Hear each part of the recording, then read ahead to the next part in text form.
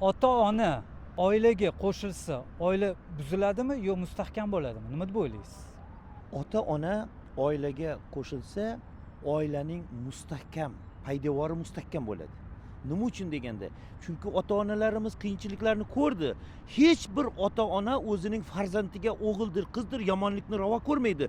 To'g'ri yo'lni ko'rsatadi, to'g'ri nasihatni beradi va kelajakda o'zining strategik maqsadlari muvaffaqiyatni qo'lga kiritish uchun oilaning mustahkamligini saqlab qolish maqsadida ota-ona to'g'ri nasihatni beradi. Yoshlarimiz ham to'g'ri nasihatni to'g'ri adekvatni qabul qilish qobiliyatiga ega bo'lishi kerak deb o'ylayman. Har bir ota-ona farzandiga yomon bo'lsin demaydi. Lekin oilada ko'pincha shunaqa bo'ladiki, erkak kishini ota-onasi boshqa maslahat beradi. Ayol kishini ota-onasi sal boshqacharoq maslahat beradi-da, o'shani o'zida ikkita yosh emas-u, ikkita ota-ona tushunmovchiligi bo'lib qoladi bir-biri bilan. O'shanda qanaqa yo'l tutish kerak? Nima deb o'ylaysiz?